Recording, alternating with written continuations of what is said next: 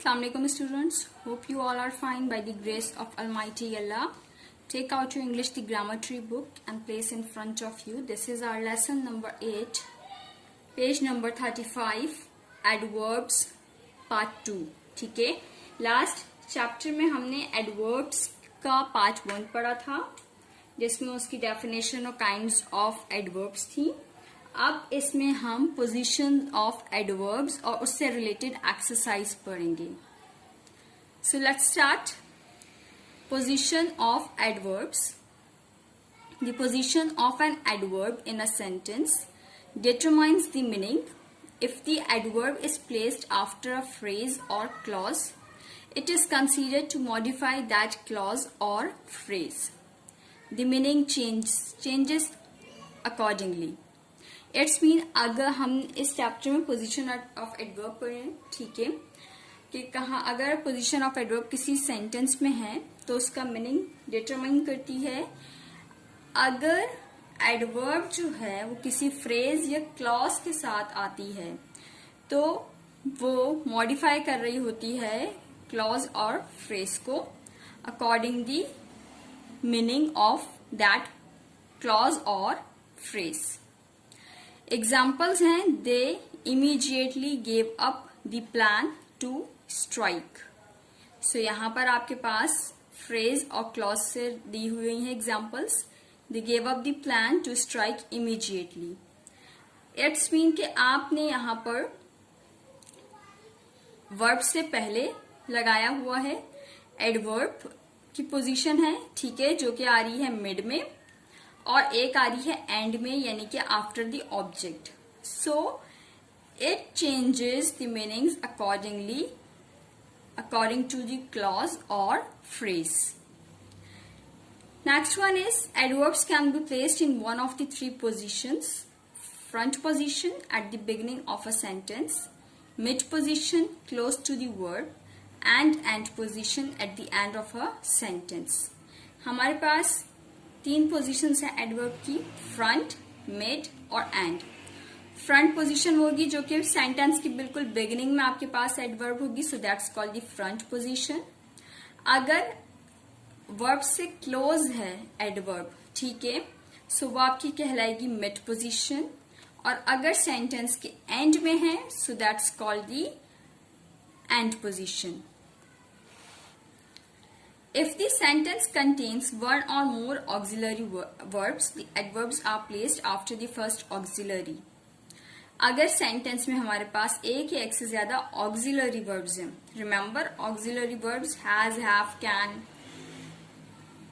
जो आपके पास helping verbs होते हैं इन टेंसेस, उनको हम ऑक्सिलरी वर्ब्स कह रहे हैं यहाँ पर. अगर वो मौजूद है एक या एक से ज्यादा सेंटेंस में तो एडवर्ब आप कहाँ लगाओगे? फर्स्ट ऑक्सिलरी जो है उसके बाद आप एडवर्ब लगा दोगे, ठीक है. Second one is if there is no auxiliary the adverb comes before the main verb. अगर ऑक्सिलरी नहीं है तो आप एडवर्ब कब लगाओगे? मेन वर्ब से पहले, जो कि यहाँ आपके पास मौजूद है. She really likes this book. तो यहाँ मेन वर्ब आपके पास लाइक्स, जिससे पहले हमने एडवर्ब लिखा है, ठीक है. और ऊपर आपके पास लिखा हुआ है I have often told him to be careful. So यहाँ पर आपके पास फर्स्ट ऑक्सिलरी है हैव, जिसके बाद आपने क्या लगाया है? Adverb that is often. Is it clear? Now turn at page number 36. If any form of the verb to be is used, the adverbs are placed after the verb. In other cases, adverbs are normally placed before simple tenses of other verbs. It's mean कि अगर आपके पास कोई भी form है to be की, to be means is, am, are, ठीक है, वो यूज हो रही है आपके सेंटेंस में, तो आप एडवर्ब कहाँ लगाओगे? वर्ब के बाद. और दूसरे केसेस में एडवर्ब्स जो होती है वो नॉर्मली सिंपल टेंसेस, जैसे कि अगर आपके पास हैं तो उस वर्ब सिंपल टेंसेस की वर्ब से पहले आप लगा देते हो. एग्जांपल यहाँ मौजूद है, जैसे कि यहाँ पर टू बी की एग्जांपल है आर, इज, वॉज, इज. तो यहाँ पर आपने क्या करा? टू बी के बाद आपने एडवर्ब लगाई है, जैसे कि वी आर ऑलवेज एक एडवर्ब है, ठीक है, ऑन शेड्यूल. नेक्स्ट आपके पास है सिंपल टेंस। सिंपल टेंस में जैसे कि ये रहा, comes and lives, he sometimes comes to this shopping mall. तो यहाँ पर कम्स जो है आपके पास सिंपल टेंस है, इस वर्ब से पहले आपने क्या लगाया है, adverb.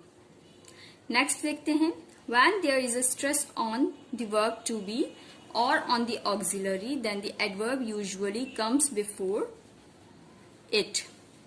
Example, you certainly are a better candidate, you really have made a difference. यानी कि जहां पर आप वर्ब पर स्ट्रेस दे रहे हो या ऑक्सिलरी वगैरह पर दे रहे हो, वर्ब पर स्ट्रेस दे रहे हो या ऑक्सिलरी पर, तो वहां पर एडवर्ब जो होती है वो उससे पहले लगाई जाती है, यानी कि टू बी से पहले आप लगाओगे। अब टू बी क्या है आपके पास, आर या हैव, तो आपने यहाँ पर जो एडवर्ब पुट किया वो क्या करा है, इससे पहले लगाया है, you certainly are a better candidate. Next क्या है, if there is an object the adverb is generally placed after the object, but if the object is very long we usually put the adverb before the verb. It's mean कि अगर हमारे पास object है sentence में, तो हम क्या करते हैं कि ऑब्जेक्ट से पहले हम एडवर्ब लगा देते हैं, सॉरी एडवर्ब के ऑब्जेक्ट के बाद हम लगाते हैं। लेकिन अगर आपका ऑब्जेक्ट जो है बहुत ज्यादा लॉन्ग है तो आप एडवर्ब को क्या करते हो, वर्ब से पहले लगा देते हो। एग्जाम्पल है आपके पास, ही साइंड द डॉक्यूमेंट्स, जहां पर आपके पास छोटा सा ऑब्जेक्ट था दी डॉक्यूमेंट, तो इसके बाद हमने क्या लगाया, एडवर्ब लगा दी यस्टरडे। ठीक है। नेक्स्ट आपके पास है, he carefully looked at the entire collection of specimens. So आपका जो ऑब्जेक्ट है वो काफी लंदी है, काफी लॉन्ग है, तो हमने क्या किया, इस सेंटेंस में जो वर्ब थी उससे पहले हमने क्या लगा दिया, adverb. Next one is, when an adverb modifies an adjective और another adverb the adverb is normally placed before it. Example, do not drive so fast, it is very dangerous. यानी कि अगर एडवर्ब आप मॉडिफाई कर रही है adjective को या किसी दूसरी एडवर्ब को, तो वहां पर एडवर्ब जो होती है वो किससे पहले, एडवर्ब से पहले ही हम लगा देते हैं। ठीक है, जैसे कि यहाँ पर do not drive so fast, fast आपके पास एक एडवर्ब है जिससे पहले आपने क्या लगा दिया, एडवर्ब आपने पुट कर दी है। ठीक है, ये कोई दूसरी एडवर्ब या एडजेक्टिव है, इससे पहले आपने क्या लगा दिया, एडवर्ब लगा दिया। Is it clear? Now come to the exercise A, insert suitable adverbs from the list below in these sentences. आपके पास एक लिस्ट गिवन है जो आपने इन सेंटेंसेस में पुट करनी है। ये एक्सरसाइज आप अपनी एक्सरसाइज नोटबुक में करोगे। सो let's start. Number 1 sentence, I have seen him at the market.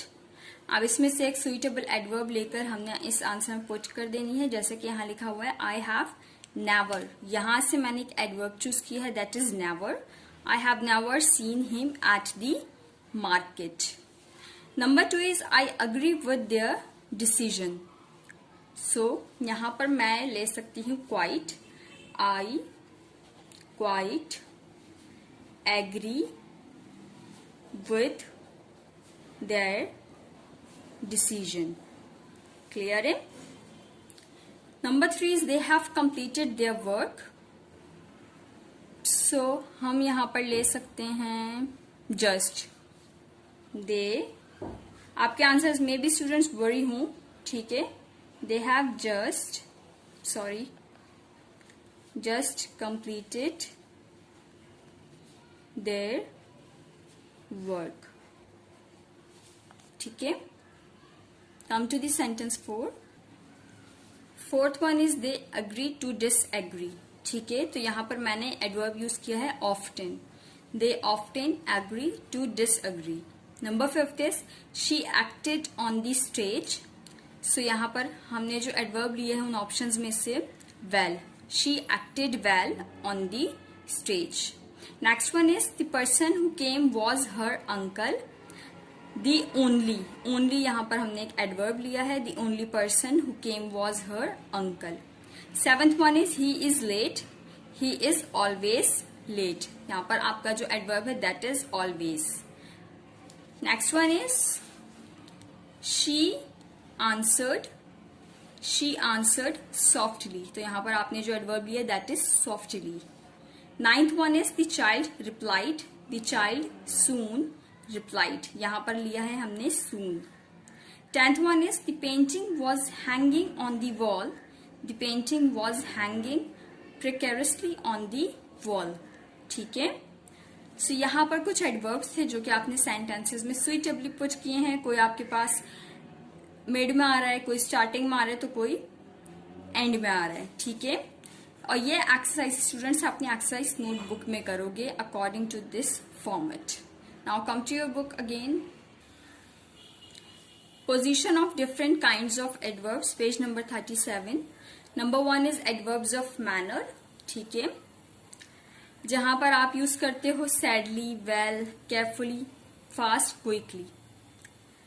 An adverb of manner usually goes in and position, but an adverb that ends in ly can sometimes go in mid position। ठीक है, अब यहाँ पर क्या बताया गया है कि एडवर्ब मैनर जो है वो मोस्टली यूजुअली कहाँ होती है, एंड की पोजीशन में लगती है। लेकिन अगर एडवर्ब जो एंड हो रही होगी एल वाई पर, ठीक है, वो कहाँ पर आ जाती है, वो मिड में आ जाती है। एग्जाम्पल्स हैं आपके पास, ही वॉज ड्राइविंग फास्ट, तो यहाँ पर एल वाई नहीं था इसलिए हमने इसे क्या करा, इसको हमने एंड पोजिशन में लगाया है। Next one is she apologised politely, she politely apologized, both are correct। ठीक है, तो एल वाई थे यहाँ पर, सो दैट्स वाई ये मिड में भी आ चुका है और हमने इसे एंड में भी लगा दिया है। आई डोंट थिंक सो कि डेफिनेशंस अभी जो हमने लास्ट चैप्टर में पढ़ी थी position of different kinds of adverbs, वो दोबारा डिफाइन करने की जरूरत है। सो जस्ट यहाँ पर मैं आपको पोजीशंस ही बता रही हूँ। नेक्स्ट है आपके पास एडवर्ब्स ऑफ प्लेस, जहां पर आप प्लेस से रिलेटेड एडवर्ब्स आप यूज कर रहे हो, तो away, here, there, nowhere, somewhere। These are generally placed after the verb or after the object if there is one। अच्छा जी, अब यहाँ पर ये कहा जा रहा है कि जनरली वर्ब के बाद लगती हैं या फिर ऑब्जेक्ट के बाद। ठीक है, अगर एक ही ऑब्जेक्ट है। एग्जाम्पल है, her cousin lives there, I have met him somewhere. ठीक है, यहाँ पर हमने वर्ब के बाद लगाया है, लिव्स के बाद लगाया है देयर, एडवर्ब ऑफ प्लेस, और नेक्स्ट हमने लगाया है ऑब्जेक्ट के बाद समवेयर। ठीक है, next one is adverbs of time, जहां पर टाइम से रिलेटेड एडवर्ब्स होंगी afterwards, now, soon, recently, today. And these are generally placed in front position और इन एंड पोजीशन, या तो ये फ्रंट पर होंगी या फिर ये एंड पर होंगी, ऐसी एडवर्ब्स ऑफ टाइम। एग्जाम्पल्स हैं आपके पास, आई मैट हिम रिसेंटली, जो कि एंड में आ गई है। इवेंचुअली और यस्टरडे हमने अपने सेंटेंसेस के फ्रंट पे लगा दिया है, बिगिनिंग में, बिगिनिंग ऑफ द सेंटेंस में यूज किया है इन एडवर्ब्स को। फिर वो कह रहे हैं कि with compound tenses, soon, afterwards, now, lately, recently and eventually can come in mid position after the first auxiliary. Auxiliary है हमारे पास, तो हम ऐसी एडवर्ब्स को मिड पोजिशन में भी यूज करते हैं फर्स्ट ऑक्सिलरी के बाद। जैसे कि he will soon be out of a job, auxiliary है, ऑक्सिलरी के बाद हमने लगा दिया है मिड पोजीशन में एडवर्ब को। ठीक है, जो कि आपके पास बोल्ड में लिखा हुआ है, सून और now. Now turn at page number 38। Adverbs of frequency. ठीक है, यहाँ फ्रीक्वेंसी से रिलेटेड एडवर्ब्स लगाते हैं हम, जैसे कि always, periodically, never, rarely, sometimes, usually। ऐसे एडवर्ब्स जो फ्रीक्वेंसी से रिलेटेड होते हैं वो मिड पोजीशन में ही आते हैं। एग्जाम्पल्स हैं, she is always on time, he sometimes feels neglected. Adverbs such as often, sometimes, normally, usually and occasionally can also go in front और एंड पोजीशन। इस तरह के जो एडवर्ब्स हैं फ्रीक्वेंसी से रिलेटेड, वो या तो फ्रंट पर आते हैं या फिर एंड पोजीशन पर आते हैं। जैसे कि यहाँ पर यूज हो रहा है, usually there is no dissenting voice. Second one is he feels neglected some times. So ये जो बोल्ड में आपके पास है, these are the adverbs of frequency. Sentence adverbs, when the adverb is intended to modify the entire sentence, it is normally placed at the beginning of the sentence।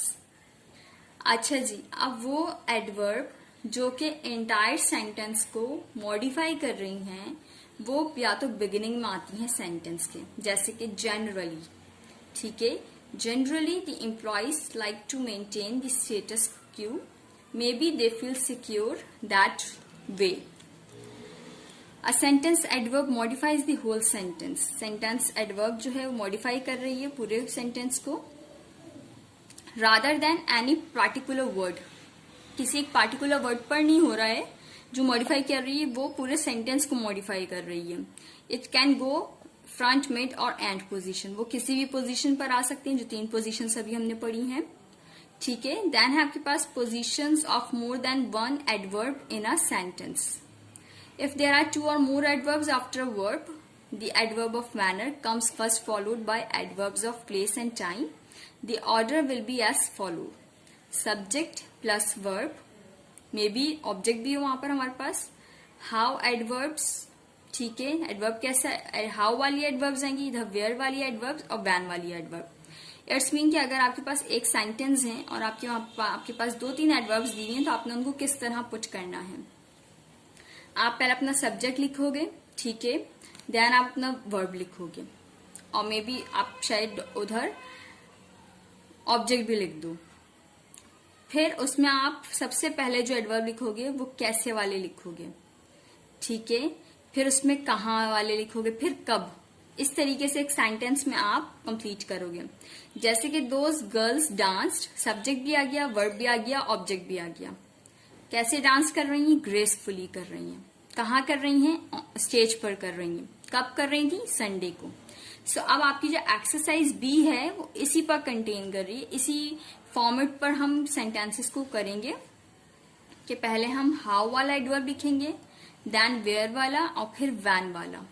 So keep in mind कि जब आपके पास ऐसे sentences आ जाते हैं तो आपने उनको किस तरह पुट करना होगा।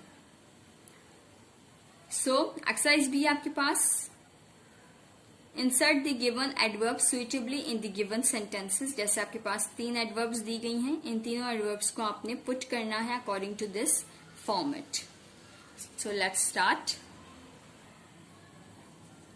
आई हैव मैट हिम, ठीक है, जहां पर आपके पास ब्रैकेट में 3 वर्ड्स दिए गए हैं, ब्रीफली, समवेयर और रिसेंटली। तीनों एडवर्ब्स हैं जिनको आपने पुट किया अपने सेंटेंस में। आई मैट हिम ब्रीफली, यानी कि कैसे मिला, ब्रीफली मिला।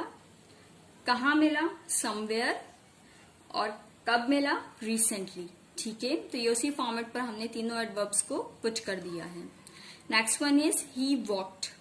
आपके पास 3 एडवर्ब्स हैं, आफ्टरवर्ड्स, स्लोली और अवे, जिसको हमने पुट किया है he walked, slowly, away, afterwards. Next one is he came. Adverbs हैं आपके पास afterwards, never, here.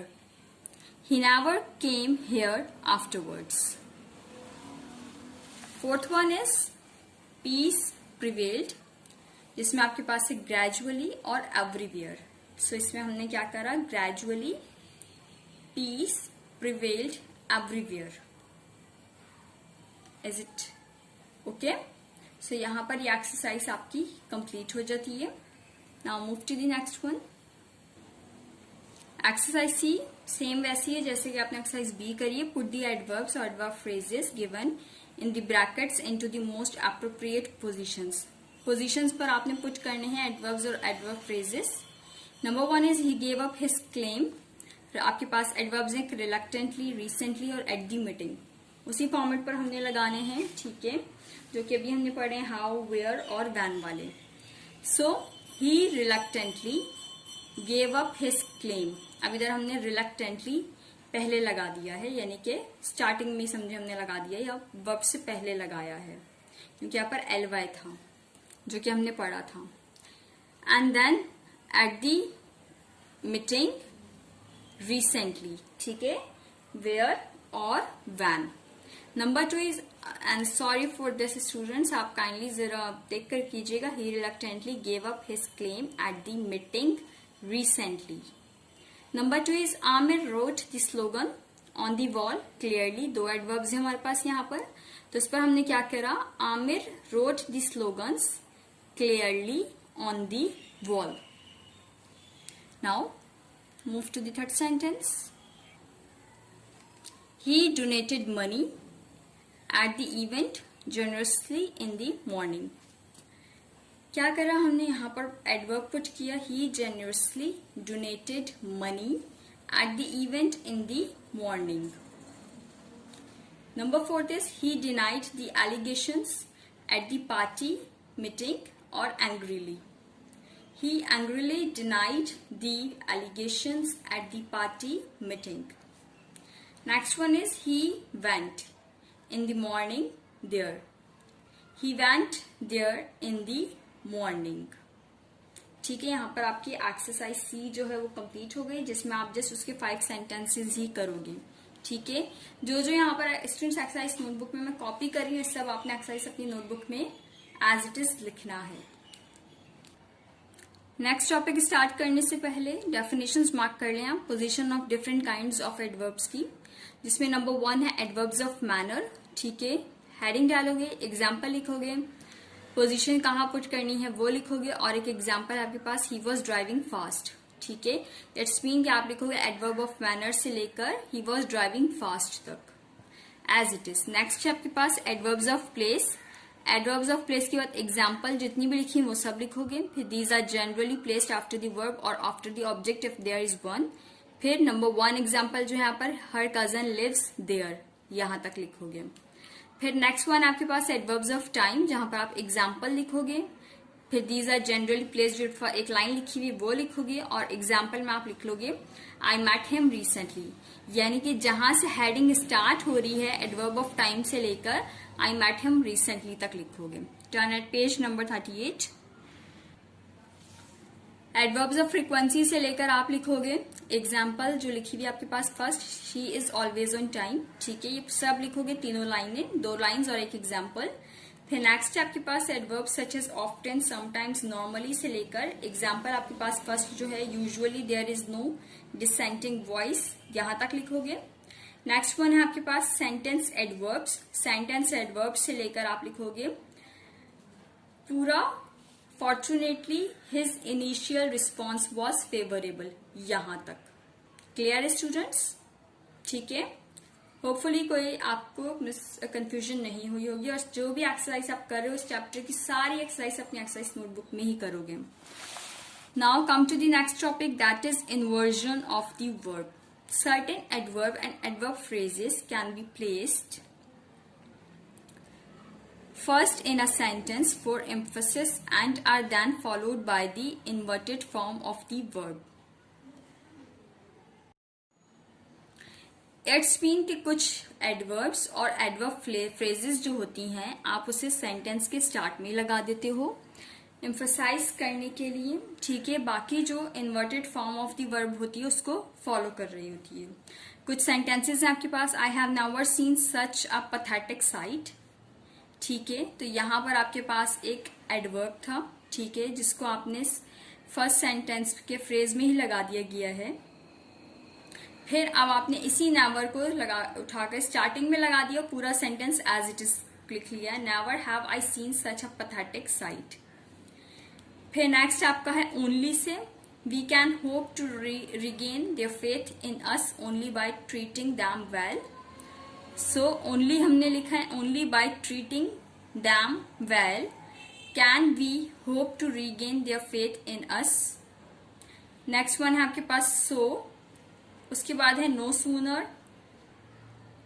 ठीक है स्टूडेंट्स, कुछ ऐसे वर्ड्स होते हैं जिसमें आप इनवर्स कर देते हो वर्ब को. ठीक है, आप एज इट इज उसी सेंटेंस को आप लिख रहे होते हो but by the inversion of the verb. कुछ एडवर्ब्स और एडवर्ब फ्रेजेस को हम फर्स्ट सेंटेंस में सेंटेंस के पहले स्टार्ट में लिख देते हैं. ठीक है, ताकि बाकी जितना भी फॉर्म ऑफ वर्ब है वो पूरा इन्वर्स हो जाता है. यानी कि अगर वो आपका लेफ्ट साइड पर तो आप उसे राइट साइड पर लेकर आ जाते हो, और वहां से आपका जो एडवर्ब या एडवर्ब फ्रेजेस है पहले आप वो लिख लेते हो.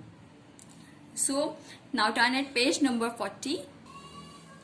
एक्सरसाइज डी जो है स्टूडेंट्स वो आपकी इसी पर कंप्राइज करिए. एक्सरसाइज डी और एफ. ई आप नहीं करोगे. ठीक है, ई कैंसिल कर दो या कट कर दो अपनी बुक पर, और इसमें आप 5 सेंटेंसेस करो एक्सरसाइज डी का भी और एक्सरसाइज एफ के भी.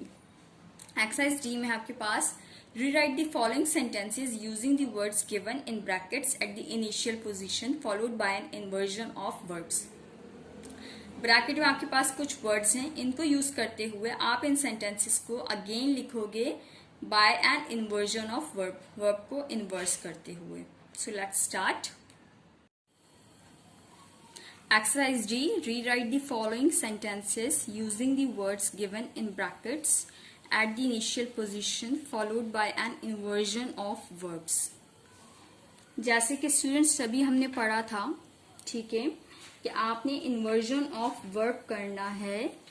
स्टार्टिंग में आपने इन जो सेंटेंसेस को आप दोबारा से लिखोगे, ठीक है, और आपने स्टार्ट जो करना है अपना सेंटेंस को जो शुरू करना है वो किससे करना है, एडवर्ब से. सो ये वही यहाँ पर बात कर रहे हैं कि ब्रैकेट में आपके पास एडवर्ब गिवन है, ठीक है.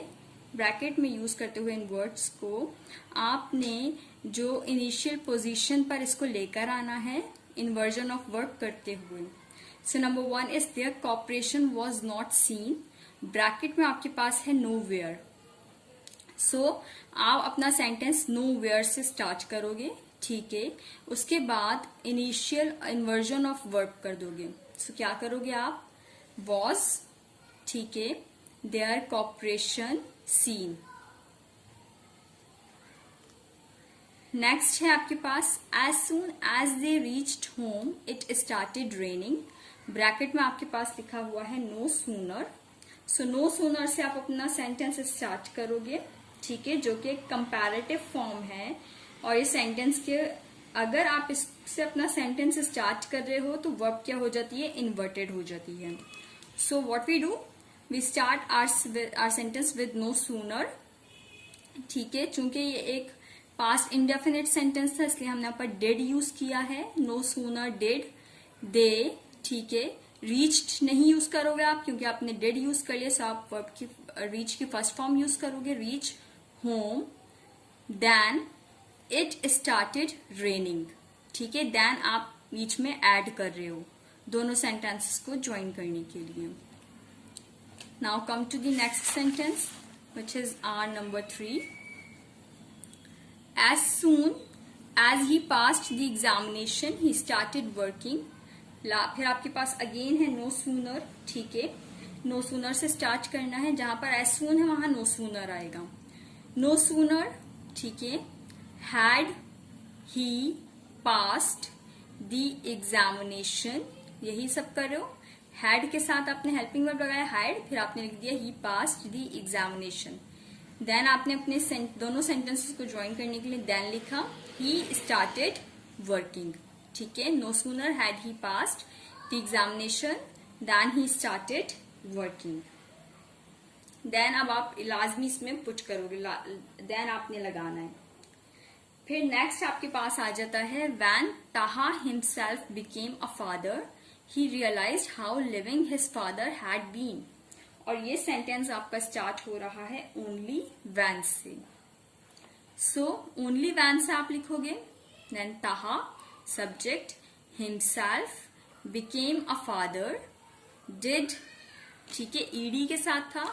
सो हमने यहाँ पर लिख लिया did he realize how living his father had been. Clear है? Now move to the next sentence of this exercise. They did not realize the full implications until they reached the site. ये start हो रहा है आपका not until से, तो आप यहाँ पर लिखोगे नॉट अंटिल से अपना सेंटेंस को स्टार्ट करोगे. वर्ब यकीनन इन्वर्टेड होगी आपकी. Not until they reached, first पहले ये वाला सेंटेंस लिखोगे not until they reached the site, ठीक है. फिर डिड लिखोगे आप, डिड है यहाँ पर आपके पास, did they realize the full implications. Clear है? ई जैसे कि मैंने भी आपको बताया था, ई एक्सरसाइज आप नहीं करोगे. एफ पर आ जाओ आप. एफ भी एक्सरसाइज नोटबुक में होगी with same format. Rewrite the given sentences with so as the initial words followed by an inversion of verbs. अब यहाँ पर आप so से अपने सेंटेंस को स्टार्ट करोगे एंड अगेन इसमें इनिशियल वर्ड आपका होगा so और फिर इन्वर्जन ऑफ वर्ब करना है. नंबर 1 है he narrated the incident so vividly that everyone's eyes were filled with wonder.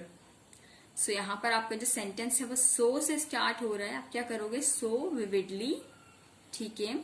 Then आप लिखोगे डिड, डिड आप यहाँ पर ऐड करोगे ही नरेट, क्योंकि डिड यूज कर दिया तो नरेटेड की जगह क्या आ जाएगा, नरेट द इंसिडेंट, अब that everyone's eyes were filled with wonder, क्योंकि सो विविडली हमने यूज कर लिया यहाँ पर, ठीक है, स्टार्टिंग में। देन हमने डिड यूज किया है, subject he, narrate the incident that everyone's eyes were filled with wonder. Clear है? Move to the next sentence. He argued the case so convincingly that people had no doubt about its veracity. So से start करना है हमने, हमारे पास sentence में already so है तो हम यहीं से स्टार्ट करते हैं अपना सेंटेंस। So convincingly, ठीक है। अगेन आप लिखोगे did, ठीक है, did इधर हर सेंटेंस में आएगा students, keep in mind. did he के बाद आप लिखोगे argued, था ईडी था इसलिए आपने आर्ग्यू लिख दिया, argue the case that people had no doubt about its veracity. Move to the next sentence. The controversy raised so fiercely that even neighbours became enemies. So से स्टार्ट करना है हमने, सो फियर्सली, देन डिड आप लिखोगे the controversy raise, D हटाकर, that even neighbours became enemies. सिर्फ आपने inversion करना है इसी सेंटेंस में, कुछ ऐड नहीं करना है, it's very easy. Next one is she ironed the dress so smoothly that it looked gorgeous. So smoothly से आपने अपना सेंटेंस स्टार्ट किया, ठीक है, डेड आपने लगाया, देन शी आइंड, ईडी आप रिमूव कर दोगे क्योंकि हम ऑलरेडी यहाँ पर डेड यूज कर रहे हैं। Did she ironed the dress that it looked gorgeous. Now come to the next sentence. He sent the reply so promptly that they decided to accept the proposal. Start up करोगे so promptly. Did he send? Send की जगह क्या हो जाएगा, send, S-E-N-D, send. The reply that they decided to accept the proposal. Clear है? Now come to your book. Initial expressions of place. Page number 41. Look at the following sentences. A sentence can be rewritten with a change in the position of there without any change in the meaning. Examples. There stands a lady with a red umbrella. A lady with a red umbrella stands there. Initial expression करना है आपने place पर, जगह पर, ठीक है। It's mean कि आपने इस सेंटेंस में इसी सेंटेंस को रीराइट किया हुआ है, ठीक है, दोबारा से लिखा गया है, सिर्फ किसकी पोजीशन इन्होंने चेंज की है, देयर की, without any change in the meaning, यानी कि उस सेंटेंस का मीनिंग सेम है, जस्ट देयर की पोजीशन चेंज कर दी है। सो यहां पर आप इनिशियल एक्सप्रेशंस ऑफ प्लेस को डिफाइन कर रहे हो। एक्सरसाइज जी में 6 सेंटेंसेस हैं और ये 6 सेंटेंसेस हमने इसी तरीके से इसी फॉर्मेट को फॉलो करते हुए करने कि आपने देयर की पोजीशन चेंज कर देनी है without any change in the meaning. So let's start. Number 1, the palace of a mighty empire once stood there. ठीक है, देयर है, देयर को आपने पोजीशन चेंज करनी है without any change in the meaning. There once stood The palace of a mighty emperor। ठीक है, सिर्फ आपने देयर की पोजीशन चेंज की है और मीनिंग आपका सेम ही है सेंटेंस का, क्योंकि देयर को हमारे पास जो एक्सरसाइज जी थी उसमें यही था कि आपने इस सेंटेंस को रीराइट करना है, लेकिन आपका जो देयर है आपने उससे अपना सेंटेंस को स्टार्ट करना है, beginning with there followed by an inversion of verb. Now come to the next one. An old watchman sat near the gate। There से आप स्टार्ट करोगे, हालांकि सेंटेंस में आपके पास देयर नहीं है, लेकिन आपका जो कैप्शन है एक्सरसाइज का वो यही है कि इसमें आपने देयर से स्टार्ट करना है। So there near the gate sat on an old watchman. ठीक है, next one is a black cat came from nowhere. There से स्टार्ट किया हमने, there came a black cat from nowhere. Number 4, a couple of peacocks strutted about in the courtyard. They, sorry इधर there आएगा, there strutted, sorry students, there strutted about a couple of peacocks in the courtyard. Number 5 is a white crack opened up in the ground. So there opened up a white crack in the ground. Next one is we stood there in the pouring rain without an umbrella or raincoat. There से start करा हमने अपना sentence. There we stood in the pouring rain without an umbrella or raincoat. ठीक है, now move to your book at page number 41. Adverbs and adjectives. Adverb modify verbs whereas adjectives qualify nouns. Adverb modify करते हैं verb को, यही पढ़ा था हमने। ठीक है, जबकि एडजेक्टिव जो है वो क्वालिफाई करता है नाउन को। एक्सरसाइज एच आपकी इसी पर कंप्राइज करती है। Transform the adjectives into adverbs and rewrite the sentences, one has been done for you as an example. आपने एडजेक्टिव्स को ट्रांसफॉर्म करना है एडवर्ब्स में और इन सेंटेंसेस को अगेन लिखना है।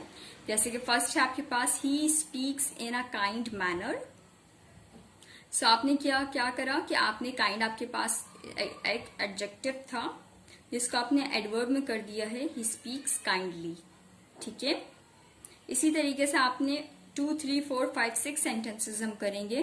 बट बिफोर दिस आप इस एक्सरसाइज को स्टार्ट करोगे। ठीक है, जब अपनी एक्सरसाइज नोटबुक में लिखोगे तो आप एक्सरसाइज एच का कैप्शन लिखोगे और sentence number 1 as it is copy कर लोगे with correct answer. Now move to exercise. They make frequent changes to the time table. They, frequent को हमने कर दिया फ्रीक्वेंटली। ठीक है, क्योंकि एक एडजेक्टिव था जिसको हमने एडवर्ब में चेंज किया है। They frequently make changes to in the time table. Number 3 is Harris is an efficient worker. एक एडजेक्टिव है। ठीक है, क्योंकि ये आपके वर्ब को मॉडिफाई कर रहा है, सॉरी आपकी नाउन को क्वालिफाई कर रहा है। सो यहां पर आपने एडजेक्टिव यूज करना है एफिशिएंट को, adverb. Haris works efficiently. Come to the next sentence. This is remarkable achievement of theirs. ठीक है, सो इसको आप चेंज करोगे किस तरीके से? theirs बन जाएगा आपका they है तो डेफिनेटली हम लगाते हैं have achieved this remarkably. remarkable को आपने चेंज कर दिया एडवर्ब में remarkably. Number 5, finally the issue had a courageous settlement. Finally the issue was settled courageously. Number 6, the dog gave a loud bark. Loud है जिसको आप एडवर्ब में change करोगे, the dog barked loudly. Clear है? Exercise I आप नहीं करोगे students, जे करेंगे हम। ठीक है, अगेन आपने rewrite the following sentences using the words given in bracket at the initial position followed by an inversion of verbs. Same caption है जो कि आप पिछले एक्सरसाइज में करते हुए आए हो। ब्रैकेट में आपके पास वर्ड गिवन है, इनिशियल पोजीशन पर यूज करते हुए इन्वर्जन ऑफ वर्ब करना है। Let's see. Number 1, Sara did not realise that she had failed the test till she saw the mark list. Bracket में है आपके पास नॉट टिल। सो आप क्या करोगे, नॉट टिल से आपका स्टार्ट होगा। इनिशियल पोजीशन पर आपने लिखा नॉट टिल। टिल के बाद क्या लिखा हुआ आपके जो गिवन सेंटेंस है, she saw the mark list, आपने एज इट इज लिख लिया। Not till she saw the mark list, then लगाया आपने कॉमा। आपके पास फर्स्ट पार्ट में डिड लिखा हुआ है तो आप लिखोगे, स्टार्ट करोगे डिड से। Did Sara realise that she had failed the test. Number 2, this must not be repeated on any account. On no account. On no account must this be repeated. ठीक है, क्योंकि इधर हमने नो लगा दिया इसलिए हमने नॉट नहीं यूज किया है। Next one is she has never been humiliated in this way, scarcely ever. So scarcely ever से आपने स्टार्ट किया अपना sentence, scarcely ever has she been humiliated in this way. कुछ नहीं करना है, जस्ट आपने इन्वर्जन ऑफ वर्ब करना है। Next one is he was able to understand her problem by listening patiently. Only by listening patiently was he able to understand her problem.